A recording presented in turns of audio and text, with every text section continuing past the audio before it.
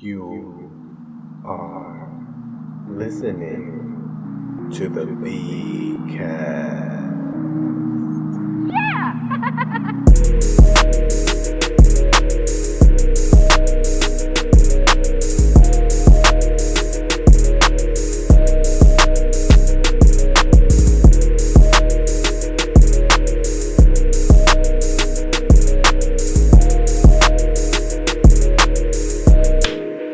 What is up? We are back. Another episode of the VCast. I'm Vic Cedeno. I got the big dog, Josh Wells. What up? Sorry, my no, yeah, you definitely have to talk into these little sensitive ass mics. But yeah. I was fucking making sure I angled the camera to catch your tall ass in here. That's like anytime like a host brings you up at a show or a mic or whatever, they're like, this next comic, and then they adjust the mic stand and put it really high, but like they'll put it comedically high. And I'm like, I've never seen that before. A prop move. Yeah, you have to make sure you fucking accommodate for your tall guests. Can't fuck around with that shit. Have you always been tall? Like even when you were young? I had like a really big growth spurt late junior year in high school. So I feel like most of my like formative years, like I had like a short person's complex. So I feel like a tall dude, but like with a short dude's like you're a tall dude with empathy. Yeah, exactly. Yeah. Like I'm not very aggro or alpha or whatever. I'm not trying to like throw myself a pity parade, but like, when I was short in middle school and stuff, like I used to get picked on a lot and things like that. So by the time the growth spurt hit, I wasn't going to like use it as like a tool to like get back at the world and be mean to people or whatever. Well, the fucking kids are horrible. Like they're are they still horrible? You're a dad. Kids are still horrible. I took my daughter. My daughter had a lazy eye. Oh, right, no. so she had it would just go fucking rogue on its own. And it'd be like in pictures and shit, and like, at me not being like a vain person, I'm just like, I love you anyway. I'm like, you're fucking beautiful. I never thought of it. My wife was like very conscious of it. My wife, oh my God, my ex-wife, her mother's very conscious of it, and was like, we have to fix it because she's gonna grow up. She don't want her to go through all this stuff, and I'm just like, but then I'm like, whatever. Luckily, I'm very. I know that she makes good decisions, so I just go along with that shit. Can you fix it? I didn't know that's the thing you could fix. Yeah, dude. As long as you catch it early, or I think you could do it at any age. There's a lot of different people in there, but what it is your eye has like these 3 ribbons on it on each side. And what they do is they make it, they move your eye around. Okay. So the lazy eye comes from the ribbons being too loose. Okay. Then they don't form like. And it's just a thing. Yeah. Like just naturally born that way. Exactly. Just have like whatever. Or it could be like an injury. Okay. Yeah. You can get injured and your eye could be all fucked up. But so what they do, there's 2 ways to correct it. There's therapy that you can do where like, it's like simple as just you keeping your head straight and then just moving your eye up and then doing like a whole box. And then there's like a big number chart and you're just like constantly pointing at numbers and she has to almost read like them. A physical therapy. For Exactly. Okay. Like the way you move your eyes and shit, it's freaking crazy. And then there's surgery. And then the surgery, what they do is they go in through the side right here. They go around and then they take the little ribbon off and then they like either like cut it and reattach it and make it like shorter, and then they put it back to your eyeball so that it's tight. And then that's a whole fucking guessing game that you're doing there. The doctor's like, he's like, I've done like so many of these, I'm good at it. He's like, but there's a chance that I don't put it tight enough, or I put it too loose and it doesn't get it right. Doesn't work. Yeah, and I might have to do it again, Wow. And it's like, and you're paying for it. Yeah. And also it's not buy one, get one. Right. Yeah, you're paying for me to take a free throw. There's no guarantee I'm going to make it though. So. Exactly. And I was like, hey. But what else can you do, right? That's the guy. He's the gatekeeper to fixing that eye. I was that seems kind of suspicious to me. I was like, that seems like a good racket you got going on there. I might not get it. You might have to come back You for won't another believe one. it. I got it wrong again for a 4th time, but I feel pretty good about that 5th attempt. If you have however many thousands Yeah, of he's dollars like, it costs. he goes, sometimes it happens that people have to come back from the surgery. He goes, but I don't have people that come back for multiple times. He goes, if I don't get on the first try, I'll get on the second. And we're like, that's not very reassuring. Like, Don't you worry. yeah, he's 2 like, times I now. will do it. Don't worry. So the kid was pretty brave about it too. She wanted to get it fixed.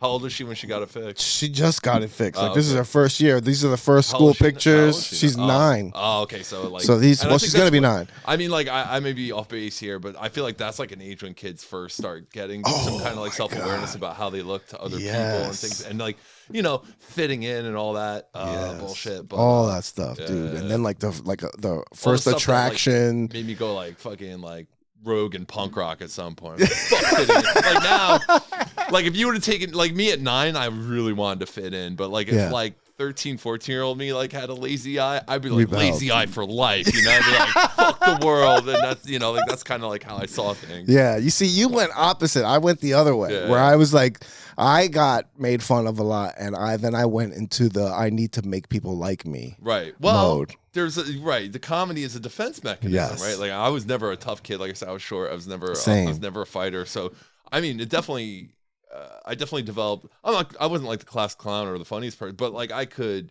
make something funny to try to make people like me. Like Yeah. and I would try to do that in dire situations. Yeah, you just try to talk your way out of a beating. Yeah, Try right, to right, joke right. your Yeah, way out when you know of a what's beating. coming, you're like, oh, last line of defense. I'm gonna try to say something really clever right now. Yeah, we were at. I took my daughter to one of these indoor play places, and she comes back to me crying, and I'm like, "What's the matter?"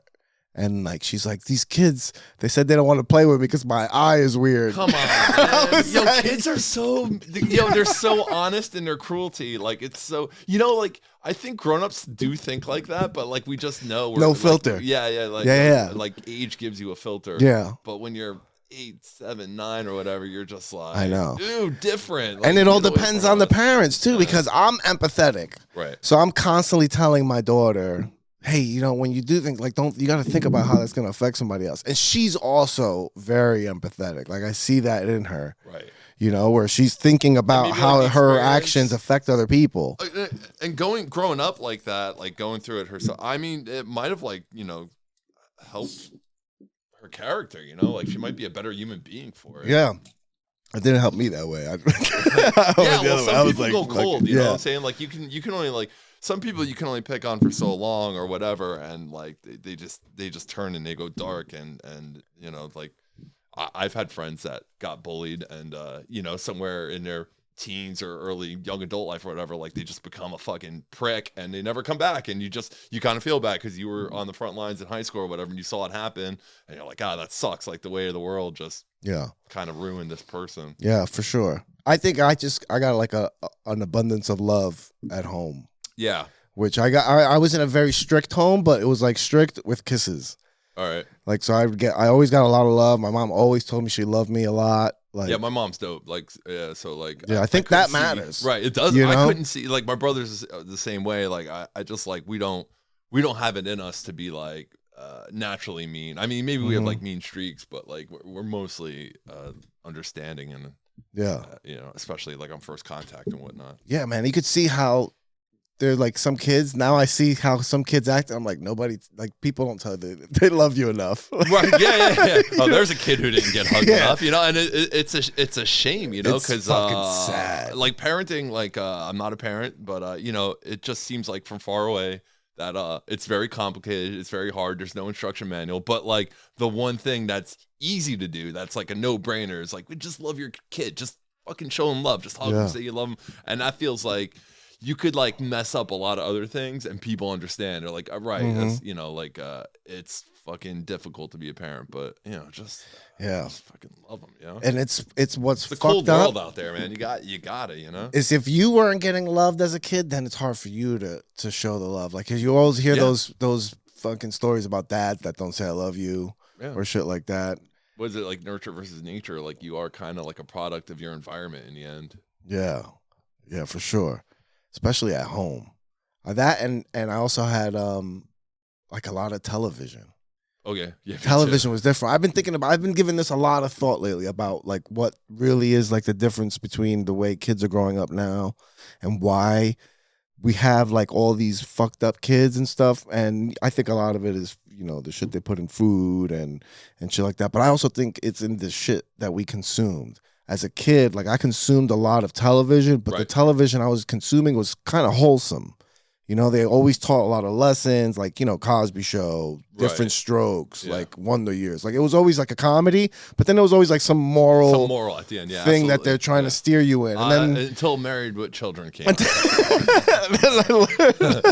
even then, like, even shows like Archie Bunker and stuff. Like, I rewatched those shows and I'm like, all right, this guy is an incredible racist, right? Like, he's a bigot, but they don't make him the hero of it. They're actually shaming him. Yeah, he's usually the bad guy. Yes. And like the lesson and it's is obvious. Don't be like that. Right, right. You know Here's what I mean? another episode of how to not be like Archie Bunker. Yes, exactly. And you're getting I kind of feel like that's the theme of that same show. thing with Married with Children. It's nobody like, you likes don't want to be like Bunker. this. Yeah. Like, this is a horrible way to live. You see? Yeah, because it's like Al Bundy acts a certain way, right? And like I remember being young and like people would like imitate him and stuff, but like he was a fucking loser. You know what I'm saying? Like, and they made it obvious, miserable. Right? The shoe salesman thing, that his glory days was 4 touchdowns.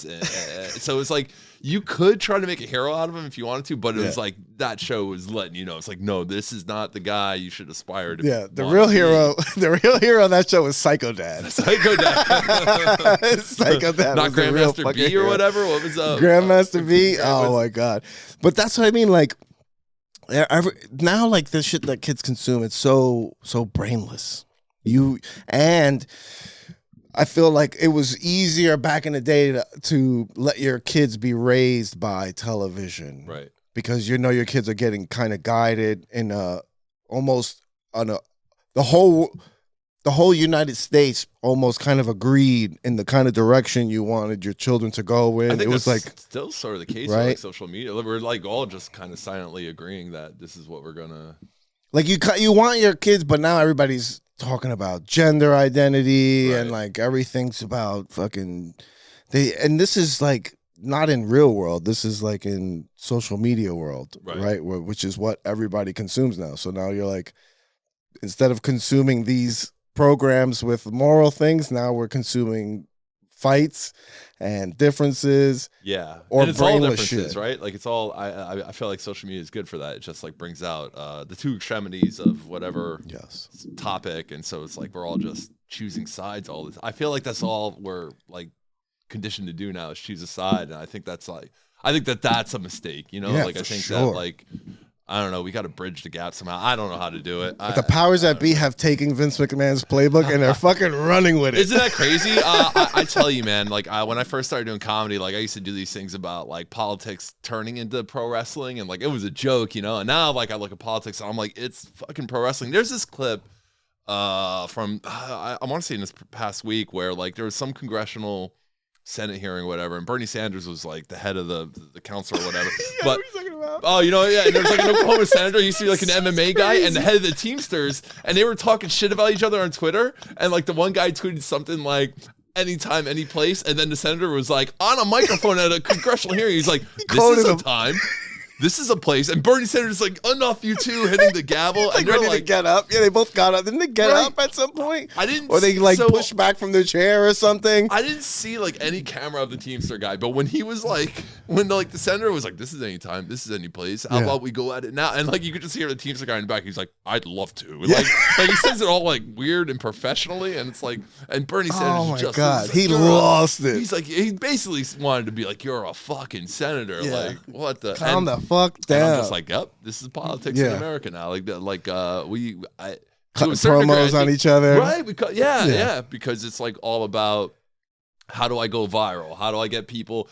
Nobody cares about like a speech anymore. People want like a 30-second soundbite. A gotcha moment. Yeah, a gotcha moment. And I think this guy owns this guy. Rand Paul owns Fauci. Yeah, right. You know like I mean? it's repeatedly. Like then you watch it and you're like, nobody got owned. Like he made a good point. Yeah, but it wasn't like a slam dunk. Right. It's always so over fucking hyped. It's like America's just in roast battle mode now. Yeah. Everybody just wants to like side with the guy who had the better diss or whatever. I think like we saw this coming though. I feel like slowly but surely we had news and we thought it was better in the 80s. It probably wasn't though. We were probably just kids and we idolized it.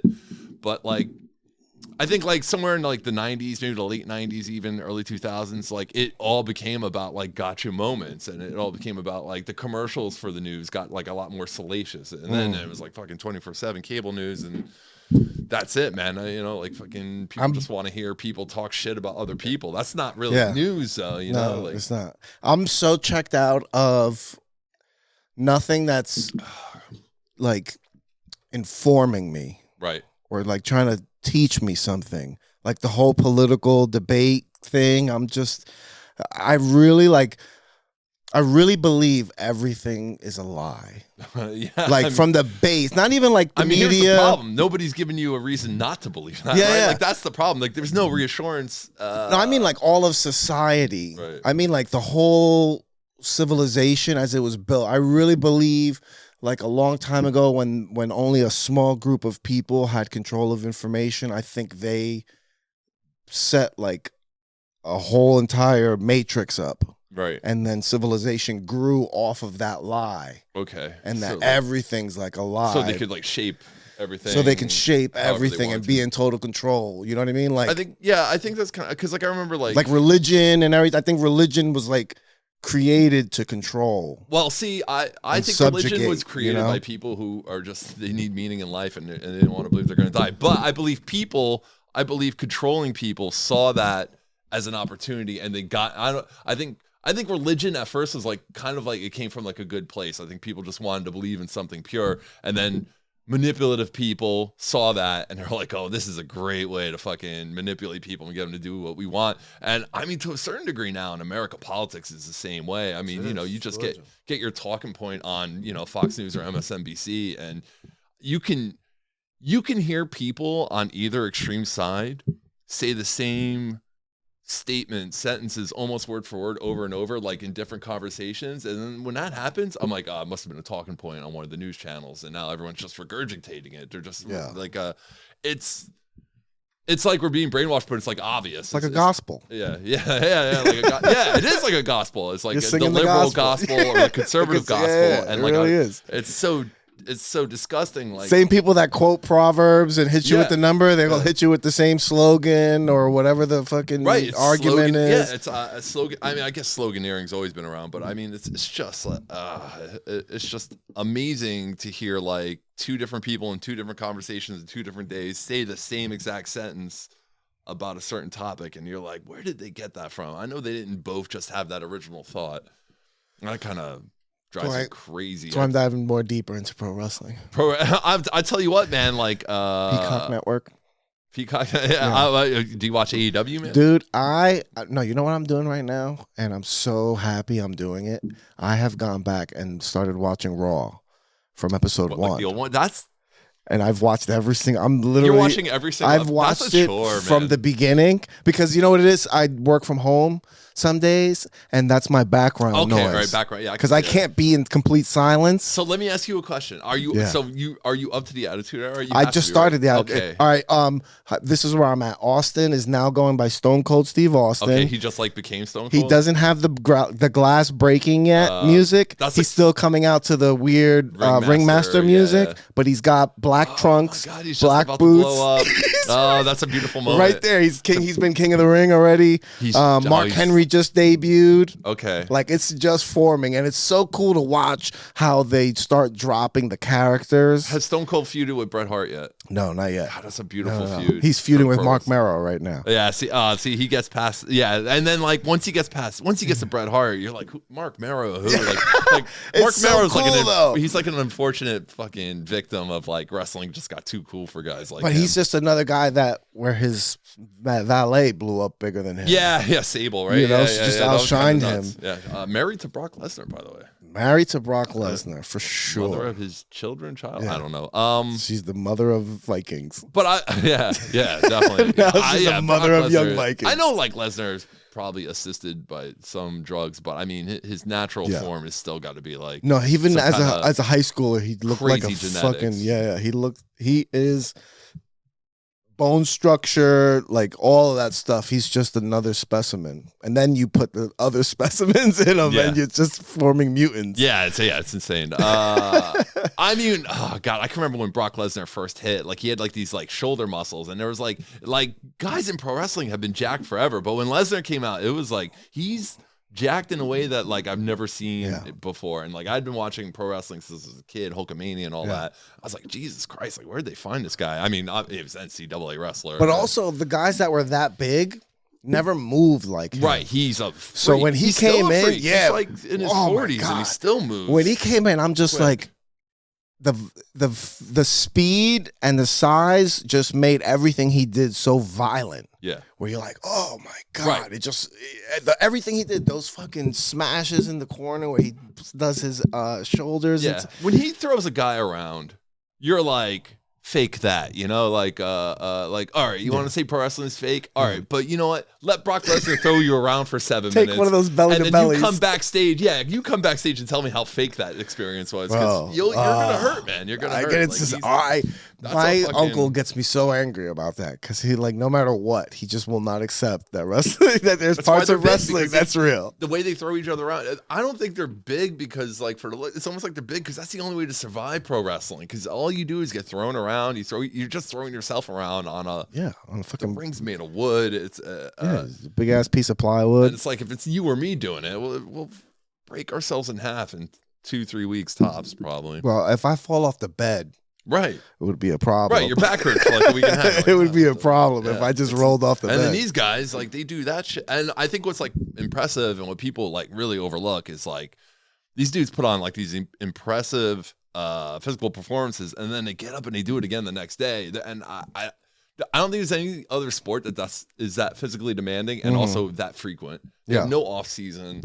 And I don't like when people say it's choreographed either, because it's not choreographed. Right. A lot of times they call that shit like in the ring. Yeah, and they can a choreograph is like they practice the whole match beforehand, and then they'd come out and do exactly like how they practice. They don't. They call that shit in the ring. One person leads. More amazing. They're like they're like improvising. Exactly. And they're feeding off the crowd, and it's you know.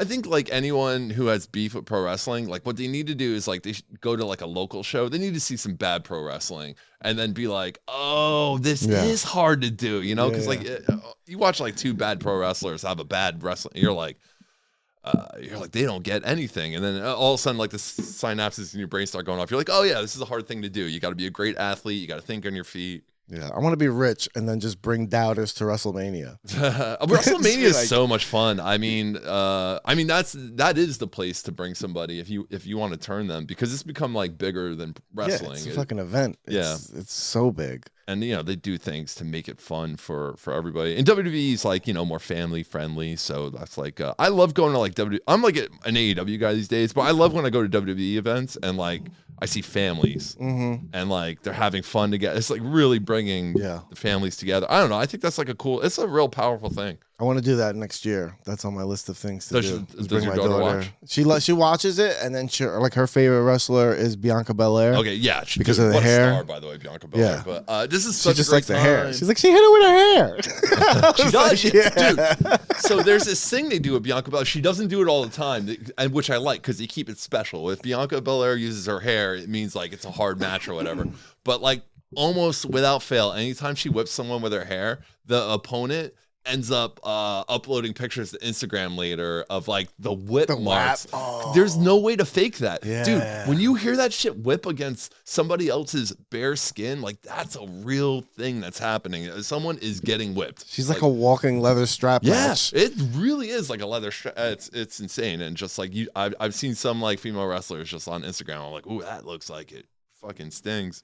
Man, you know, as I'm going through these old Monday Night Raws, when all this stuff was happening live, I wasn't watching wrestling like that. I'd watch it on Saturdays because it'd be on regular television. Right. But I didn't have cable, so I missed all of this stuff. So I'm going back. So now I'm going back and I'm watching these Raws, and it's like filling in gaps for me because I'd watch these Saturday main events and you'd miss a lot because you missed the pay-per-view, you missed the Monday Night all Raw. The high marks, but you didn't know the filler. And then like they would do like little filler, you know, on in between because they'd only be like 2 matches or 3 matches on Monday Saturday main event, and then it would be Russ would be talking about what happened on Raw or the pay-per-view.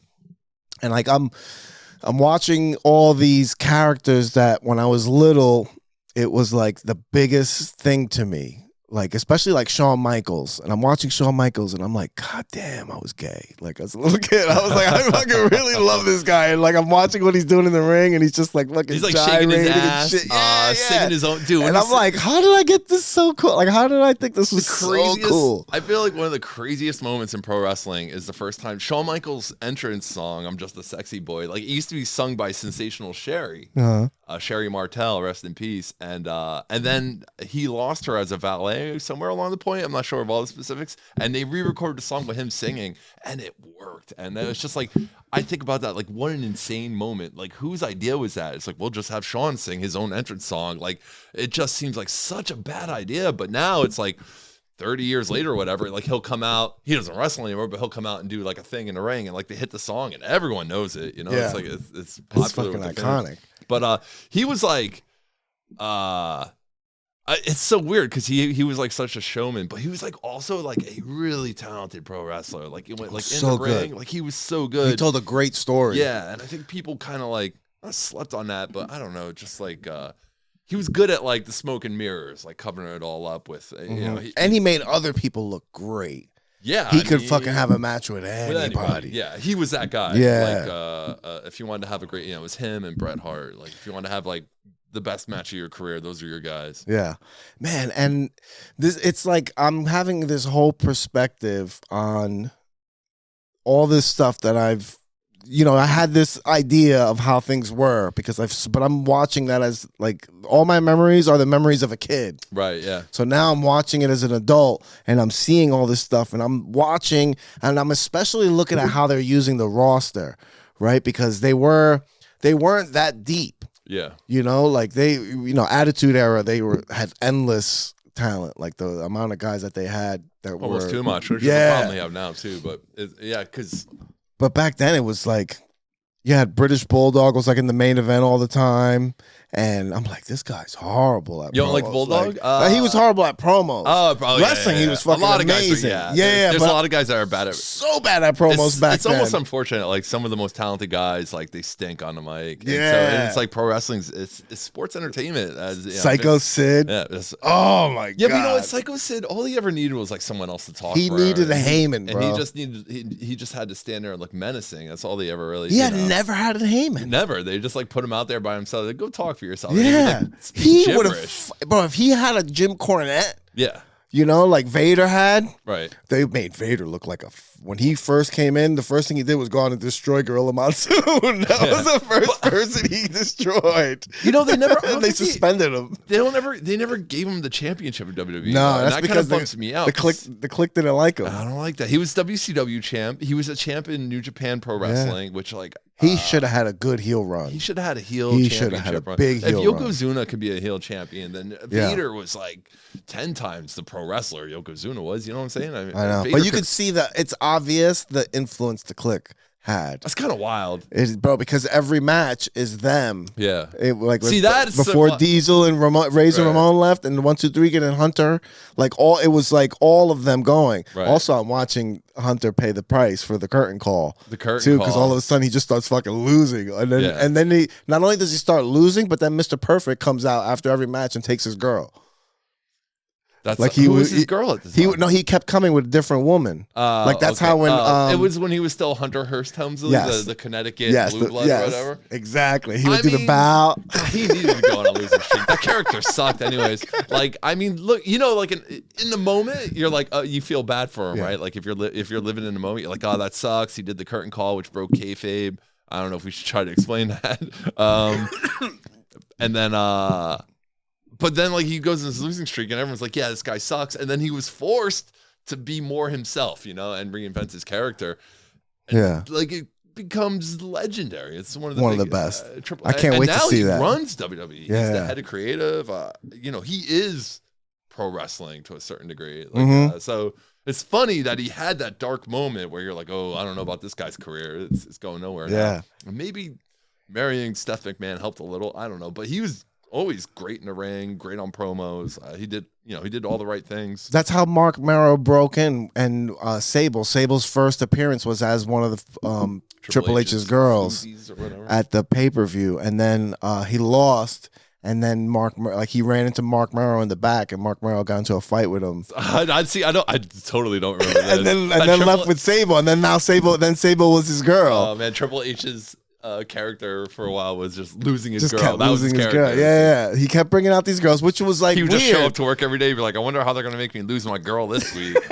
It just kept, Mr. Perfect wasn't even wrestling. He just come from the back and go say something to the girl's ear and then walk off with her as Triple H lost in an embarrassing way. Oh, no. And then he'd get up and he'd be like, what the fuck happened? That's interesting. Yeah, I don't remember little things like that for certain.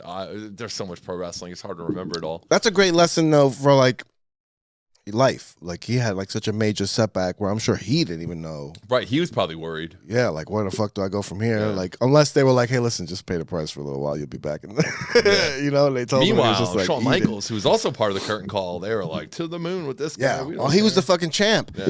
And I watch a lot of these what are they called?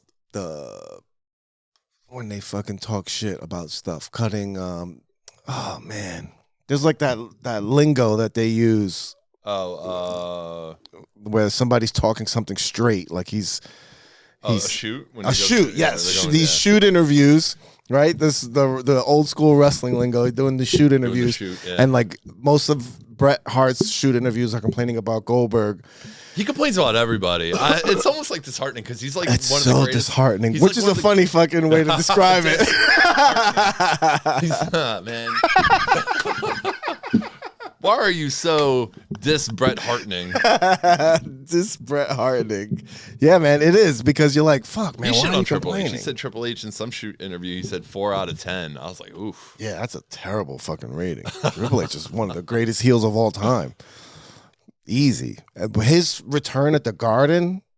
Who Triple H's? Yeah, was that a man. Royal Rumble or? No, it was a No, Monday it Night was Raw. just a Raw? Yeah, he I just think I'm came back. confusing it with It was Cena's I return. think it was the Monday Night Raw after the pay-per-view before Rumble because Okay. when that Monday Night Raw, he declared himself for the Rumble. Okay. I do remember, like, you see the pop a lot. Like, Oh they'll always man, I replay watch the that crowd sometimes popping for just it. to get the freaking Just to feel goosebumps. good. Yeah. Oh, I wish a crowd would do that for me.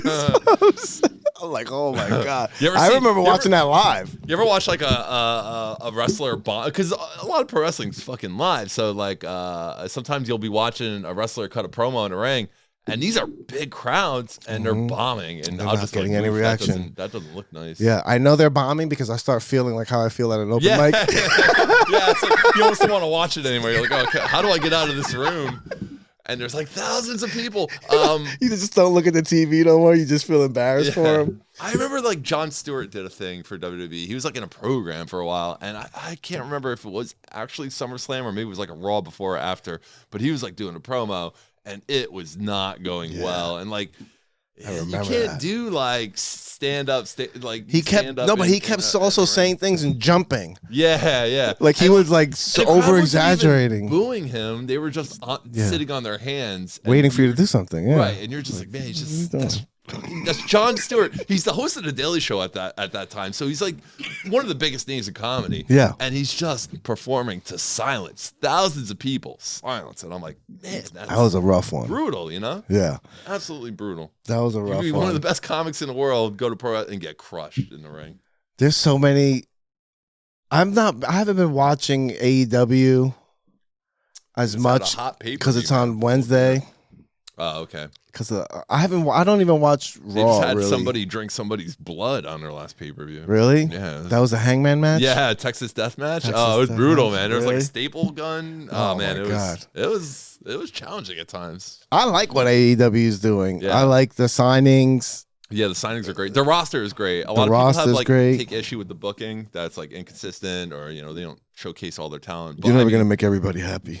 yeah, you can't. You can't. I just think the roster is amazing, and every time I watch anything that they do, there's always at least like one banger match on every show.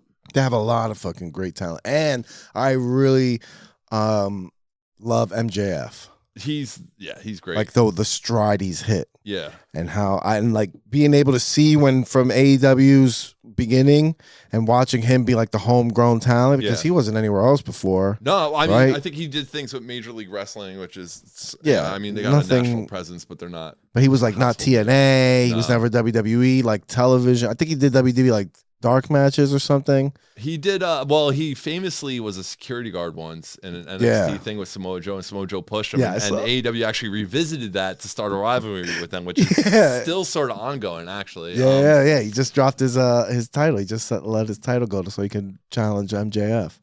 He got the TV championship, right? But he's also. I like Samoa Joe, man. And I love Samoa Joe. I would love to see him get a title run before it's too late. He's getting old. He's old guy, and he's injury prone. Him, Bryan Danielson. These guys are like all-time greats, but we're watching them in their twilight now. I know, but fucking AEW. They messed up when they fired CM Punk, though. You think so?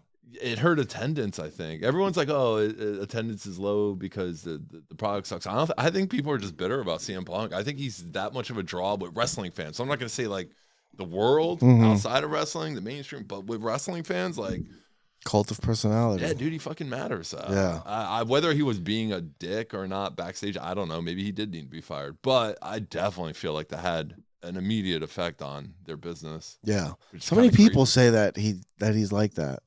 What do they say? Like a dick but you know what I but he's like so entertaining. Like he's very but it's part of his personality. I feel like it's almost like that's what you get. Yes. If you want the entertainment, that's what you get because that's who he has to really be. He has to really be a dick to be that good of a dick on the mic. You know what I'm saying? Like he could be such a dick on the microphone, but like entertaining. Like, we all watch TV shows and there's like a dick character we love. You know, every show has like not every show, but a lot of shows have like a Dr. House, and we all love that guy.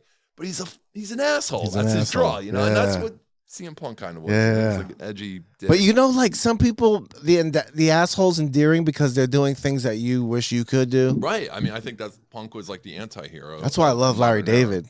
Yeah. Like Curb Your Enthusiasm. Because he thinks things. He says things. He's saying things that you're like, God damn, I wish I could do that. Like I wish I could.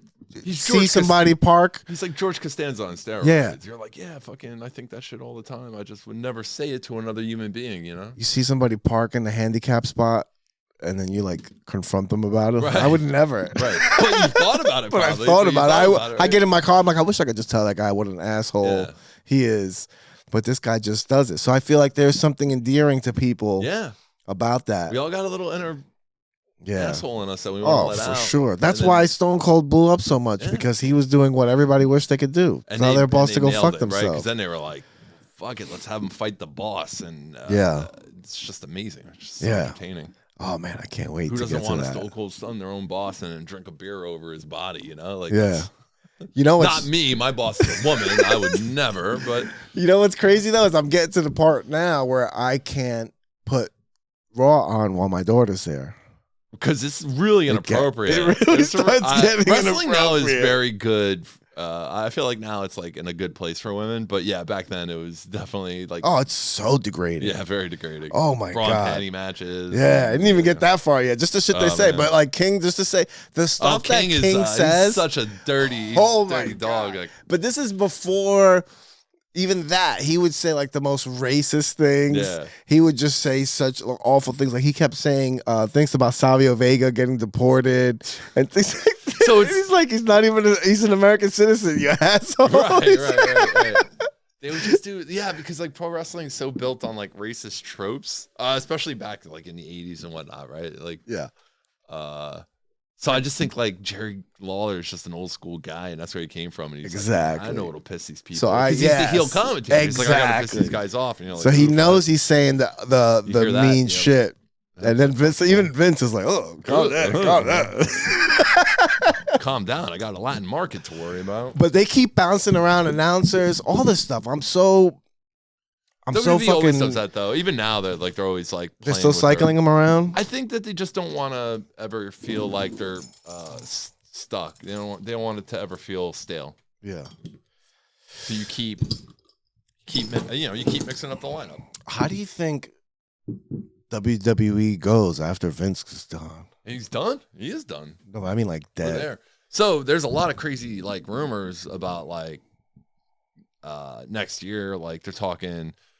I heard one thing about how they kind of want to start doing like UFC WWE pay-per-view weekends, which I don't know. 1-2 combos. Yeah, I don't know if I like that. And look, these are just rumors that you read on the internet, so I don't know if it's true. I'm a little concerned that like at some point the company that owns it now, TKO, I think it is, like I'm worried that like at some point they're just going to be like, let's just sell WWE, and they'll just sell it to someone and be Disney or something. Because that's my only concern is that, like, the McMahons love pro wrestling. I don't know if TKO really cares about pro wrestling. I think they just saw an amazing opportunity to buy it's a great asset. Globally recognized entertainment. I don't even want to say company. It's more than a company. It's like an empire. For sure. It's the NFL of pro wrestling. Yeah. It's so much. It has, and that catalog that they have. Yeah, I mean, for the catalog alone, right? Catalog alone is crazy, and the sponsors, they pull so many sponsors. But I don't even know how that works anymore. Are they still on you? Oh, they're still on USA, so you do have. Yeah, ads. so they're working new cable deals, and I think SmackDown is going to USA. I don't know where Raw's going. And then I want to see Raw go on Amazon Prime. You want to see what? What if they like put Raw on Amazon Prime or something? I don't think they would. I think they'd want it to have more exposure. I feel like Amazon Prime doesn't. I don't know. Like the NFL gives them the Thursday night game. You're for sure limited in your audience. They're not trying to give them a Sunday game. The NFL. You'd have to. Amazon would have to give WWE or that company like $1 billion. Yeah, for the rights. I can't see that happening. For I like have a Prime, year or so. I don't really care. Yeah. I can't imagine why. But I'm just surprised they never went to like their streaming app. But I guess you're right. If you want to bring in more fans, you have to give them the option to be able just to tune in. Right. I mean, randomly.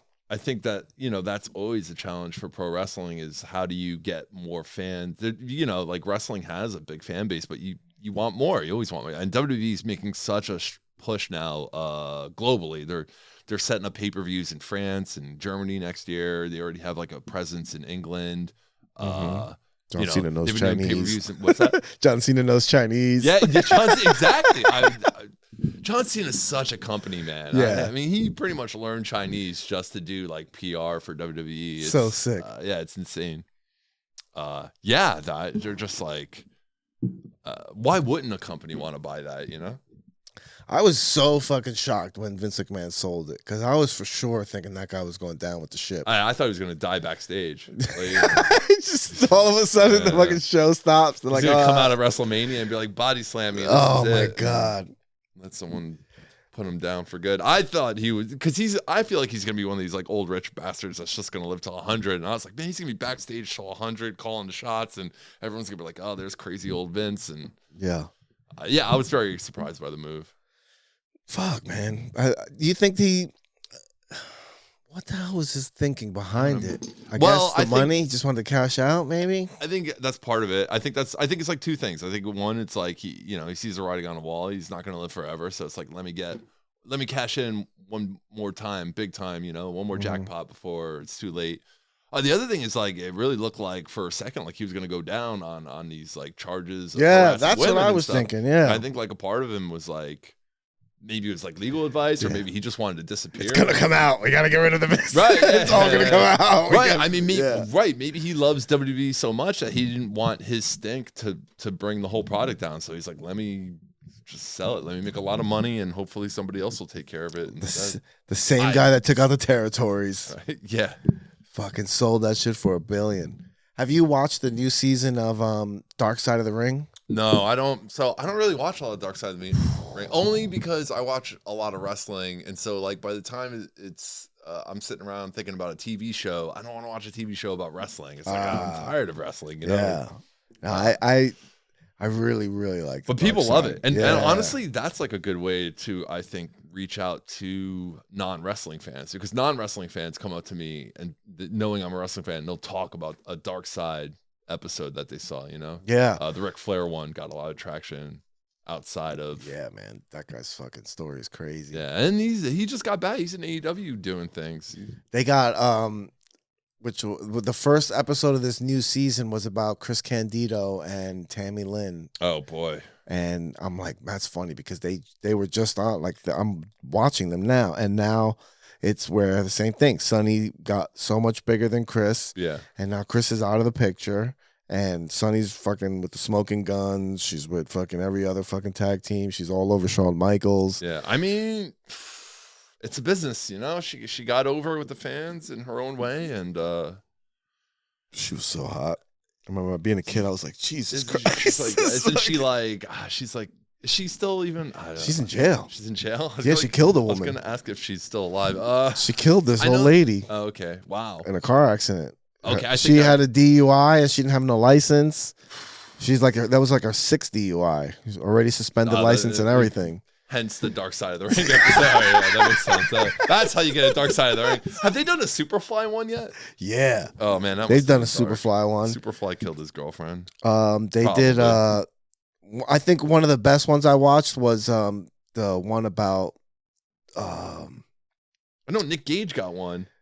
Do Did you he? know who Nick Gage is? Yes. He's like a current wrestler. Yes, that was a good one too. And they gave him one, and I thought that was so interesting because the death matches. It seems like the theme of Dark Side is like these legendary guys, and I'm not trying to shit on Nick Gage. Yeah. The last thing I need is for him to hear this and want to beat me up. I'm very scared. I just thought that was kind of cool. I was like, oh, they're really taking a shot on like maybe a lesser known guy now. There's a lot of it's just a lot of like he's like a violent dude, and he has like it's more about lore, than it is like the legends. It's more about lore around the ring. Like, damn, I can't think of that big fucking guy, Brody. Bruiser Brody. Bruiser Brody. Because I love Bruiser Brody.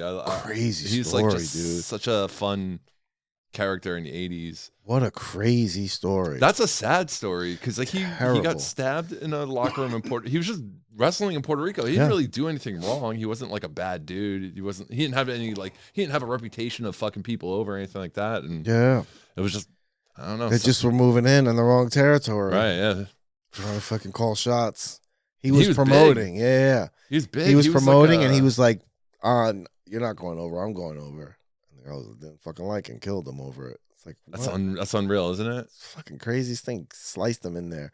And he was probably like one of the biggest names like outside of WWE at that time. Well, like at that time, maybe. The crazy part too is the cover up. The cover up afterwards with like the ambulance and the cops and shit like that. I mean, that's not the internet age. You could, back then you could. And he's an outsider. Another faraway place in Puerto Rico. Not that Puerto Rico's that far away, but I mean, like, there's another. He's gonna get away with shit like that. If everyone agreed that nobody saw nothing, then that's exactly how it was. Nobody saw nothing. Nobody saw nothing. No witnesses. I forgot who was in there too. Was it Atlas? Tony Atlas was there, and he was on always the show. regrets. I don't think he saw it happen. Yeah, no, he did. He did? witnessed it, but the problem was that he had already flew back to the States, and then when they had the trial, they never called him as a witness. So that's so weird. They never called anybody that was there that weren't those two Spanish guys. They didn't call anybody else as a witness. Who's the lawyer for the Bruiser Brody estate? I was like, that's the first thing I would do is look at the card and get all these wrestlers here. He was right there. He didn't see the stabbing, but he saw only them two go in there, and then the guy came out bloody and fucking bruises in there stabbed. I mean, not that I could do it right. You can't bring him back. No, you can't. That's but it's just a fucking crazy. Yeah, man. Sad story. It's just. There's a bunch of them. There was another one. Curious George. There was another wrestler. No, George the Animal Steel or no. It was like Gorgeous George, right? Okay, it was like a Spanish guy. Was he Spanish? I just thought he was like Italian maybe. But he like cross-dressed, right? Like he was like dressed like a woman. No. It was a young. No, I think he was Spanish. It was a young guy, and this was also in the 80s. And he was a young guy, and he got mixed up with like the wrong people, and the way he died was like mysterious. And he was like that was another good. You hear his name a lot, but I have no idea how he died. That was another good episode of it. But that's all it is. It's like lore and like, the fucking first episode of the whole series is Chris Benoit. Well, yeah, I mean, it's like you don't get darker than that. That's the first two episodes. Like, let's just crack that's either this the first open. episode or like the season finale of the first year. Yeah, no, they opened with that. You were like, what the fuck, brother? The fucking ring is how darker can it get? That was a dark time for wrestling, man. That was, bro. Yeah, because then everybody got on the steroid kick and shit. Nobody was really talking about CTE back then. Right.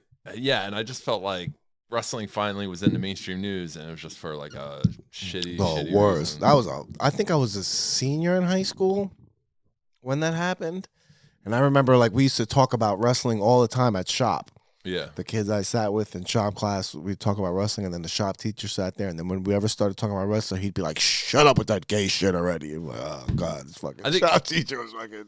I think a crazy thing is like, I'm pretty sure I remember this correctly. Like right after Chris Benoit died and details weren't out, like they did like a Memorial like for a him. tribute show. The very first And it was next like night. very good feelings. Like rest in peace, our good friend Chris Benoit. And then the details come out, and you're like, ooh. Then they erased him from history. Yeah, why did you do that? Yeah.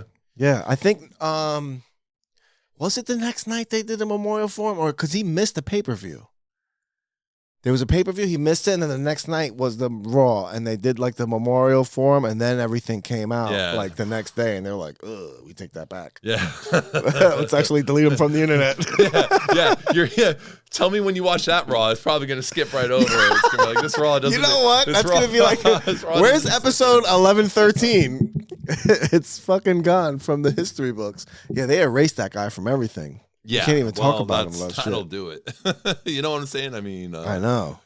The NFL doesn't want to touch OJ Simpson, and he's still alive. So it's dude, like Chris Benoit. It's just OJ's on. You know Cameron and Mace.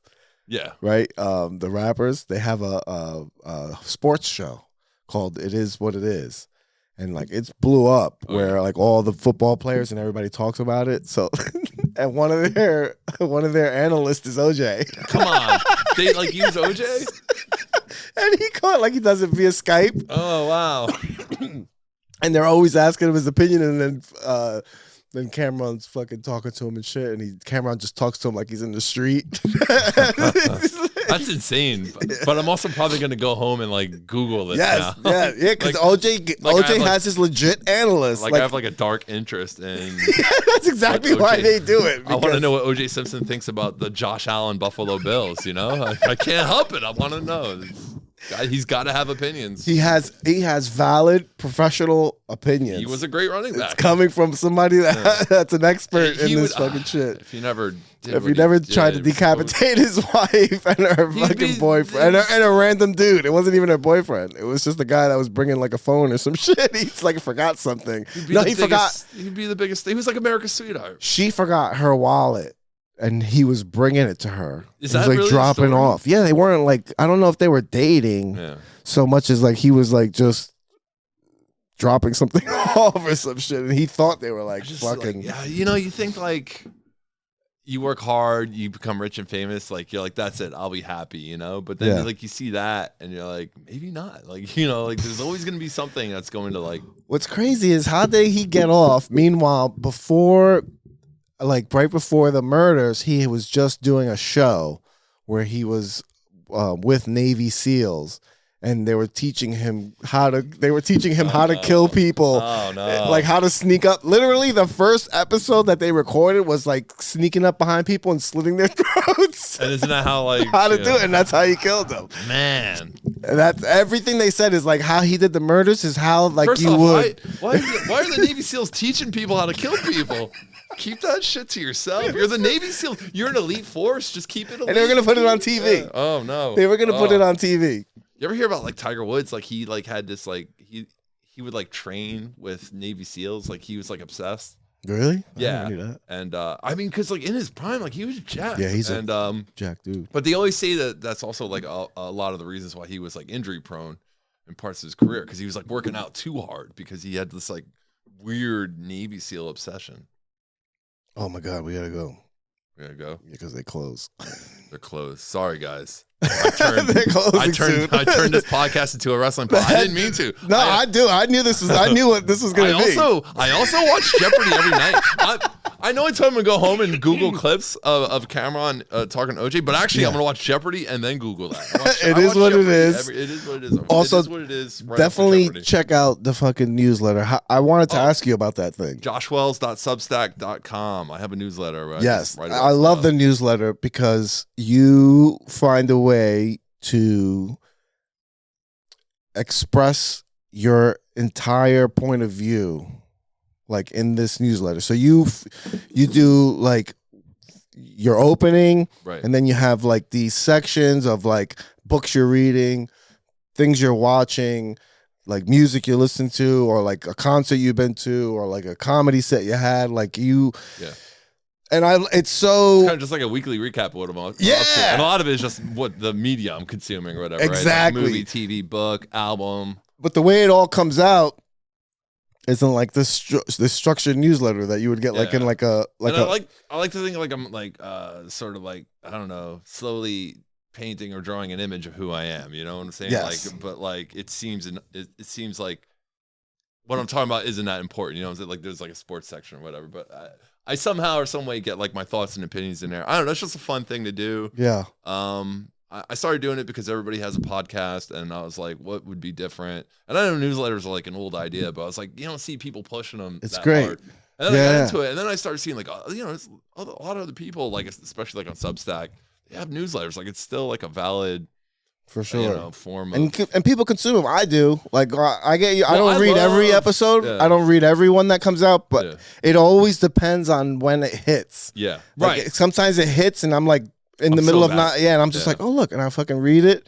Or sometimes it hits, and then I'm like, oh man, Josh doing it, and then I just forget to go back and look at it because there's 7 million things in the world to consume.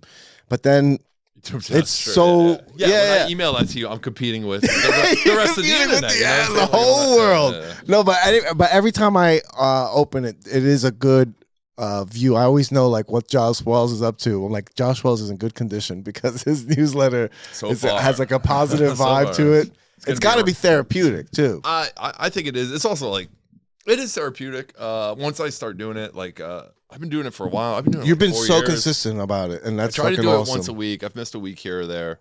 No man, but you've been consistent monthly. But like I try to do it like I try to write it on Wednesday or Thursday and send it out on Friday.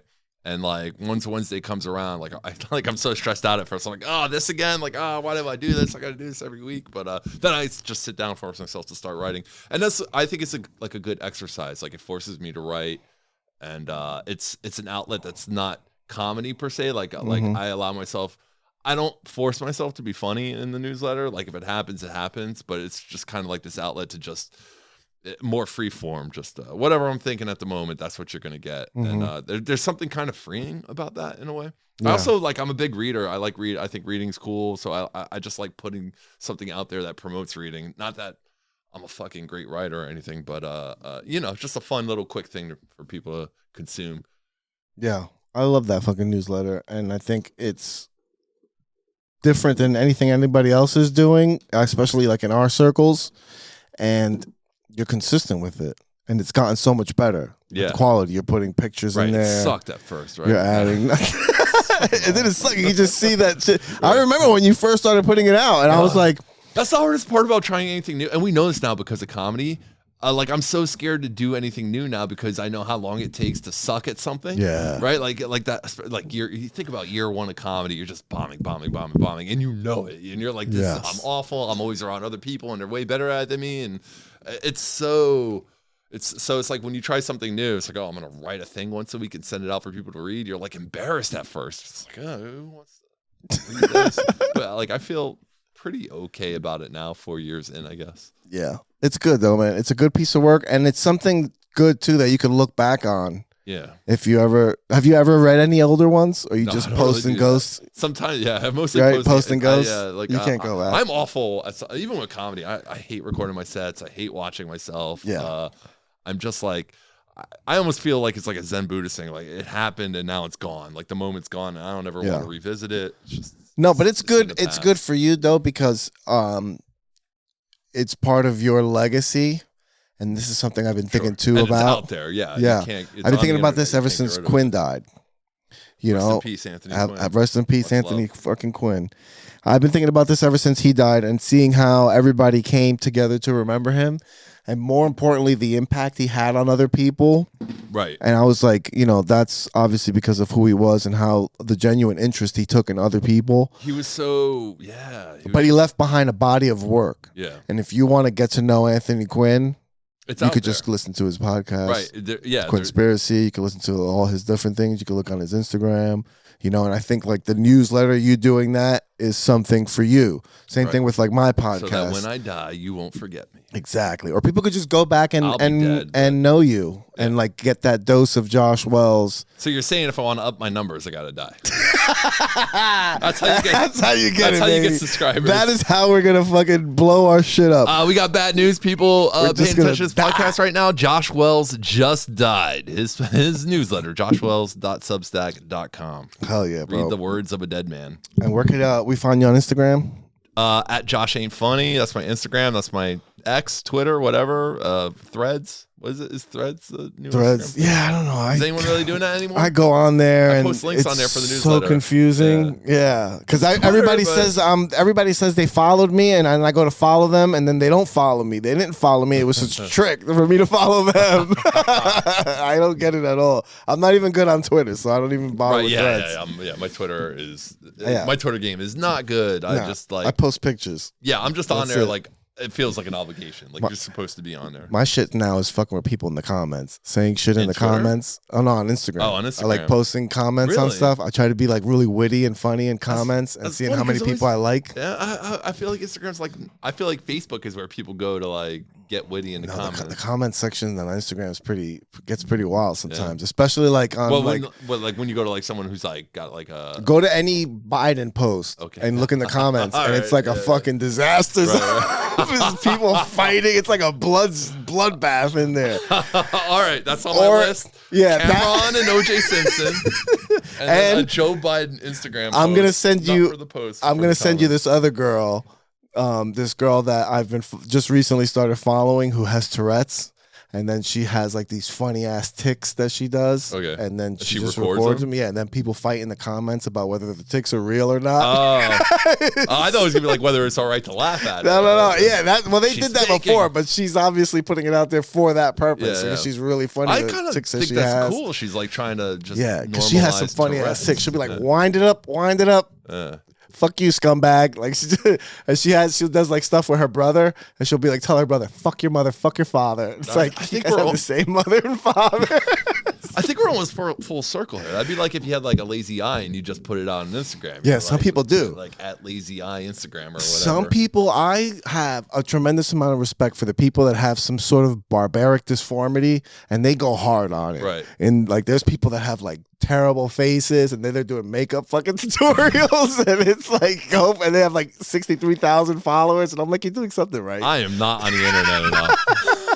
This is all- you know what? I watch skateboarding videos. Oh, that's like my calm zen on Instagram. Oh, I'm just my like God. I'll just watch skateboarding videos. Just straight ollies Just, for an hour. yeah, 30 seconds a clip. It's just Ollie ollies, compilation ollies videos. and ramps and it's so nice. It's just skateboarding is That's such nice. a fun thing to watch. My algorithm's broken. I got fucking fat asses, girls with Tourette's, and fucking people getting beheaded.